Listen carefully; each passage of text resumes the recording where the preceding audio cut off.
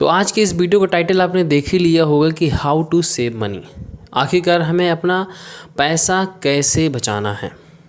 वैसे आपको पता है सभी लोगों को कि आखिरकार मैं अपना पैसा कैसे बचा सकता हूँ। सब ही जानते हैं कि हमें अपना पैसा किस प्रकार से बचाना है। एक, इनकम अगर आपकी कम है या ज़्यादा है तो खर्चे आपके कम होना चाहिए और आपकी जो सेविंग है वो अधिक होना चाहिए। पैसा ऑटोमेटिक बचेगा, ये सबको पता होता है, लेकिन पैसा खर्च हो ही जाता है। आप चाहे जो भी करो, जितना चाहो आपका पैसा जो है आपके हाथ से जाता ही जाता है, रुकने का नाम ही नहीं ले रहा होता है। तो आप सोच रहे होंगे कि आखिरकार मैं कैसे इस पैसे को जाने से पकड़ लूं और ये जा भी ना पाए और मेरा काम भी हो जाए।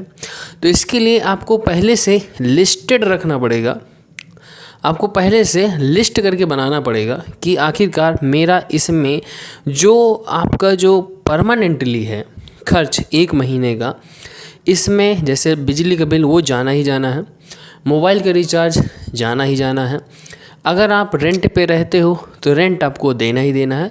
तो आपको अपनी जो एक लिस्ट बनाना है जो आपको यह बताए कि हर महीने में मेरा इतना खर्च तो कन्फर्म ही कन्फर्म है।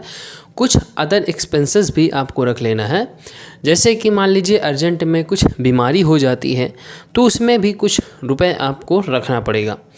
इसके बाद सेविंग में आपको कम से कम अपनी इनकम का 20% या अगर आप ज़्यादा सेव कर पाते हैं तो 30% तो आपको हर हाल में सेव करना ही होगा, क्योंकि आने वाले टाइम पे इतनी महंगाई हो जाएगी तो आप अपने पैसे को बचा ही नहीं पाएंगे और उस पैसे की वैल्यू भी कम हो जाएगी।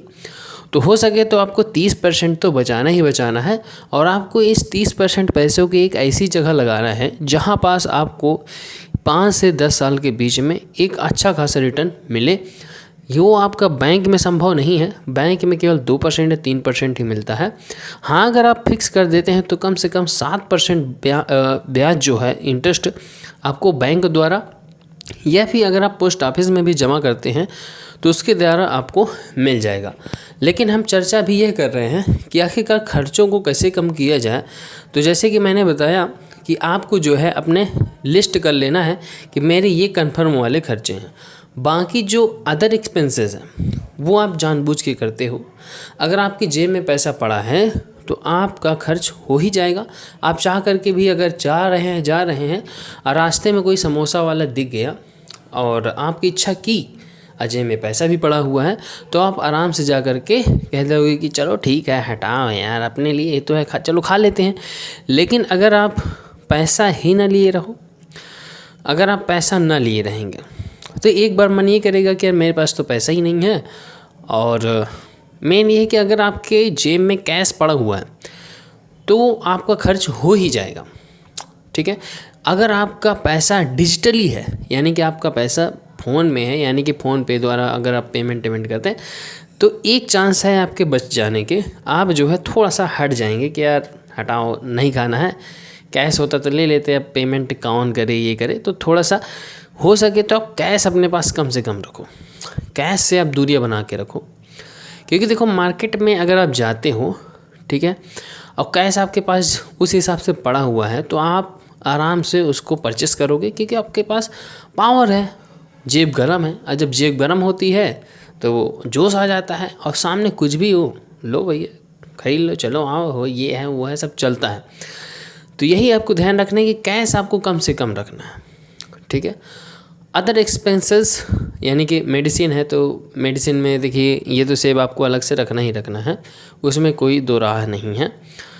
उसके बाद क्या करना है, जब आपको ये कैश आप नहीं रखेंगे तो ये तो सबसे बड़ा अमाउंट आपका सेव होगा। उसके बाद ये है कि जैसे आपका रिचार्ज है तो हर महीने की रिचार्ज आपका फिक्स ही है कि 300 रुपये आपको देना ही देना है। इसमें भी अगर आप चाहो तो कुछ सेव कर सकते हो, लाइक एज अगर आप 1 साल का कर दो, पॉसिबल नहीं है, लेकिन अगर आप 1 साल का कर देते हैं तो उसमें भी कुछ सेविंग हो जाएगी। ऐसे ही जब आप छोटी छोटी बचतें करेंगे तभी आपकी सेविंग हो पाएगी। अब आप सोचेंगे कि और 1 साल में इतना लग जाएगा, लेकिन आप ये नहीं सोच रहे हैं कि 1 साल में इतना लग जाएगा, तो हर महीने के हिसाब से 200 से 300 रुपये बच जाएंगे। तो आप कहेंगे अरे ये तो बहुत लॉन्ग टाइम है, इतना क्या उतना क्या, लेकिन आपको हेडेक नहीं रहेगा किसी भी चीज़ का। ठीक है, तो ऐसे ही आपको अपनी सेविंग्स को बचाना है। ठीक है, अपने पैसे को हर बार ऐसी जगह लगाना है जहाँ पास आपको 100% रिटर्न मिले ही मिले। पहली बात तो आप अपने पैसे को अधिक से अधिक कैश में नहीं रखना है, बैंक में रखना है। अच्छा, बैंक में उतना पैसा ही आपको रखना है जितना आपको आवश्यकता पड़ने पर आप निकाल भी सको। वो पैसा, एक ऐसा पैसा जो आपको 2-4 साल 5 साल 6 साल ज़रूरत नहीं है, आप उसको शेयर मार्केट पे लगा सकते हो। अगर आपको जानकारी नहीं है तो आप म्यूचुअल फंड में लगा सकते हो, और अगर आपको जानकारी है तो आप शेयर्स खरीद करके रख लो 5 साल 10 साल के लिए, और उसके बाद आपको अच्छा रिटर्न मिलना ही मिलना है। तो इसके लिए आपको एजुकेशन चाहिए। और अगर आप जानना चाहते हो कि किस में इन्वेस्ट करूं, कौन सा शेयर खरीदूं और कौन से म्यूचुअल फंड में मुझे इन्वेस्ट करना चाहिए, तो उसके लिए वीडियो हमने ऑलरेडी बना दी है। लेकिन इसके बाद अगर आप चाहते हैं तो उसके बाद भी हम एक वीडियो आपके लिए बनाएंगे। तो हमेशा याद रखना है, कैश आपको कम से कम रखना है, क्योंकि देखिए कैश जब हमारे पास रहता है तो अमीरी हमारे अंदर बहुत ज़्यादा छा जाती है। और जब अमीरी अपने अंदर छा जाती है तो इसके बाद सामने को दिखाई नहीं देता है कि मैं आगे क्या होगा, कुछ नहीं दिखाई देता। डायरेक्ट लगता है कि आज इसको खरीद लिया जाए, उसको खरीद लिया जाए, और उसके बाद जब पैसा ख़त्म हो जाता है, लास्ट में जब हमारी जेब देखते हैं तो जेब में कुछ नहीं होता है, और उसके बाद अपने मन में अच्छा लगता है कि यार पूरा पैसा खर्च हो गया और इस महीने कैसे काम होगा। तो वहीं से जन्म लेता है आपका कर्ज। दिमाग में आ जाता है कि अब मुझे लोन लेना पड़ेगा या फिर किसी से पैसा मांगना पड़ेगा। और पैसा मांगने, कुछ तो फ्रेंड्स हैं, रिलेटिव्स हैं, मांग लेंगे तो आपको इंटरेस्ट नहीं लगेगा, लेकिन एक ना एक दिन ये भी मना कर देंगे, और उसके बाद आपको इंटरेस्ट वाले के पास जाना पड़ेगा और आपको 10% देना पड़ेगा इंटरेस्ट, वो भी कंपाउंड इंटरेस्ट में। तब आपकी खटिया खड़ी हो जाएगी।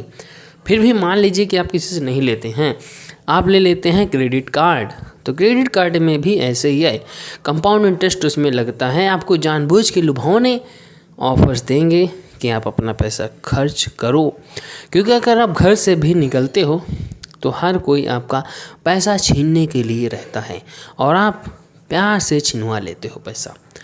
अगर आप इधर उधर मत देखो, सीधा देखो, जिस काम के लिए आप मार्केट गए हो अगर वही काम करते हो तो आपका पैसा कोई छीन नहीं पाएगा। क्योंकि जैसे ही रास्ते से निकलोगे तो कोई दुकान वाला खड़ा होगा, कपड़े बेच रहा होगा, और आपको देख करके लगेगा बहुत अच्छा है तो कपड़ा खींच लेगा आपको।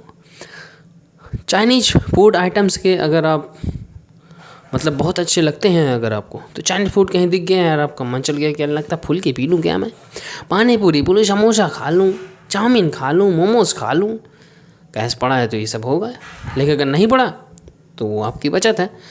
फिलहाल दोस्तों वीडियो बहुत ज़्यादा लंबी होती जा रही है, तो आज के लिए इस वीडियो में इतना ही। मिलते हैं नेक्स्ट वीडियो में, तब तक के लिए आप अपने पैसे को सेव रखो, अनावश्यक खर्च नहीं करो, तभी फ्यूचर में आपके पास एक अच्छा मोटा पैसा बनेगा। नहीं तो फिर खाना बस होता रहेगा और जितना सैलरी आएगी वो सब खर्च हो जाएगी। आई होप आपको वीडियो अच्छी लगी होगी, और अगर वीडियो अच्छी लगी हो तो वीडियो को लाइक, कमेंट, शेयर ज़रूर करें और चैनल को सब्सक्राइब ज़रूर करें।